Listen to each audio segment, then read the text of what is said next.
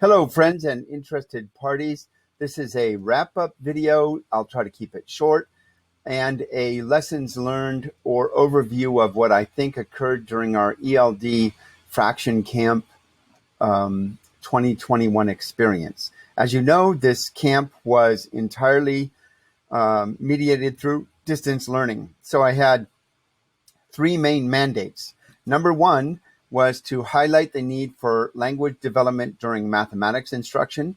Number two was to highlight the need and the possible tools that we could use, as well as the pedagogy that I believe would be most effective for fractions instruction or instruction in fractions, with a heavy emphasis on conceptual understanding. And number three was to model and provide examples of how students can interact through distance learning in a digital platform such as this. So again, ELD, mathematics, conceptual understanding of fractions, and mediated activities through a digital distance learning format.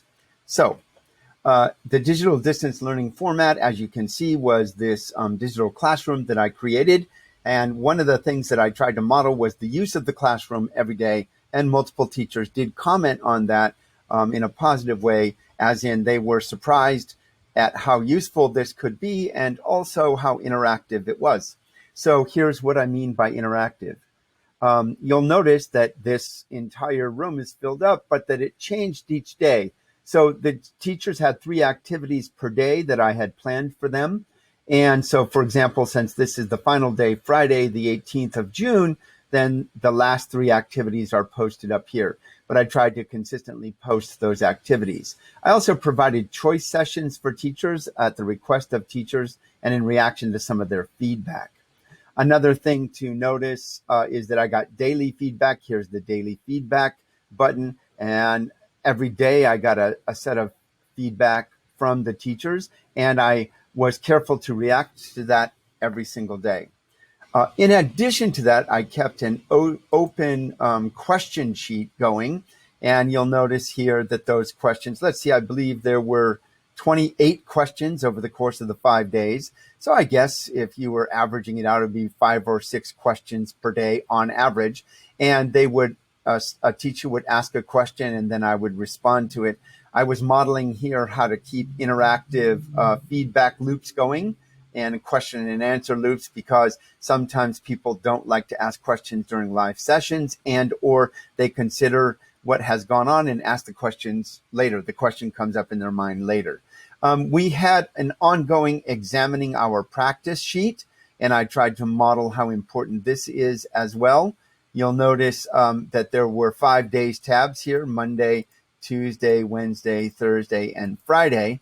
And each of those tabs, teachers would fill in responses. For example, the cultural strategies, the dismantling of obstacles, the discourse strategies across. And I kept those column headings the same day to day for consistency and to see how we developed our understanding over time. Several teachers commented that their understanding evolved, and they were surprised at how much more in-depth their responses were towards the end of the week. And of course, that's the intent. It also gave me a chance to see how people were thinking. So again, another modeled strategy of creating interaction between participants and the instructor. So a question sheet and examining our practice sheet, which evolved over time. Also feedback daily, which I would respond to daily.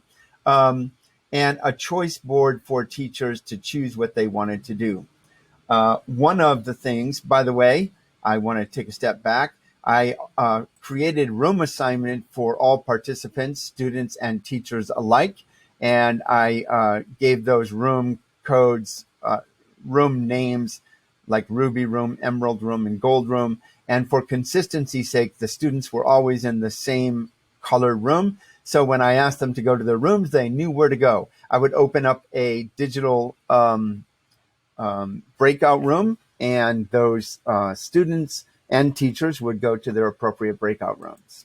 So again, modeling how to manage participants in a digital environment.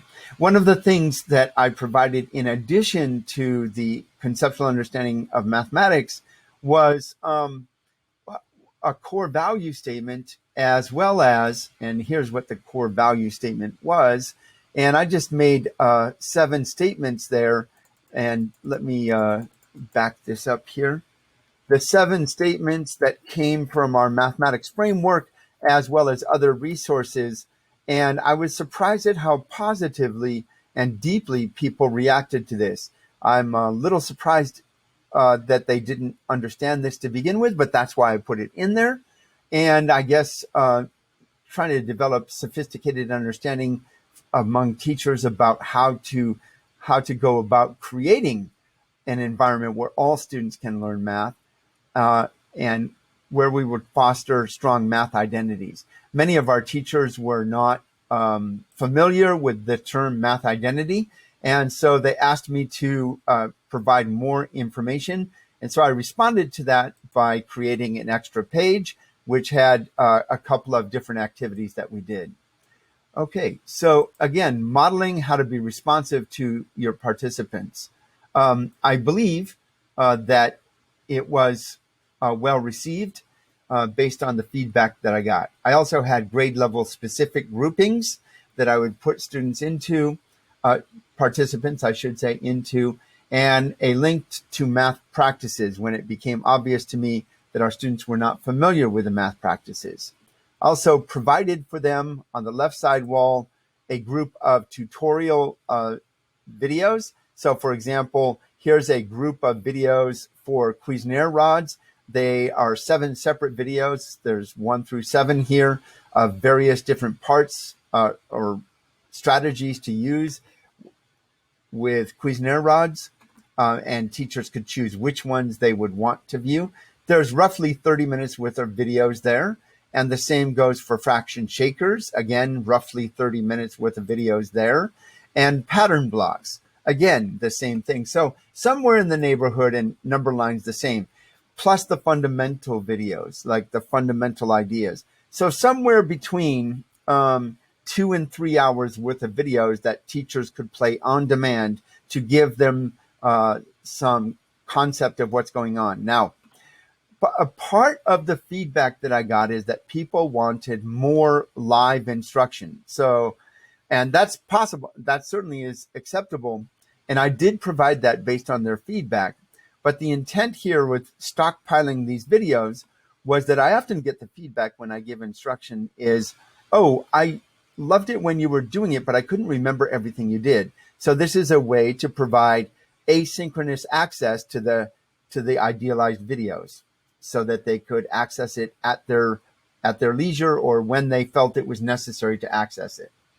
I also provided on the right side wall a list of digital resources and these are digital tools, and these are digital resources from the California Department of Education, and a list of other resources that would be useful for students or instructors. Okay, so again, the left, whoops, let me take us back to the camp. The right side wall had digital resource links. The left side wall had videos that teachers could play on demand. And again, the back wall had access to activities for students. I also created a, whoops, sorry, not that one. I created a folder in the Digital Fraction Camp folder with games and activities. This folder, this games and activity folder, had some of the activities that I had created in the past and for this camp, and it also included activities that other teachers had created. So again, that's kind of a quick overview of the way the camp, I think, was designed to unfold for teachers. Hold on, let me see here. And the feedback that I got, you all have access to. By the way, I should also point out that the feedback is available in the folder, not surprisingly, that's called feedback. So here I have all of the daily feedback that I received, including the attendance. I put attendance in feedback.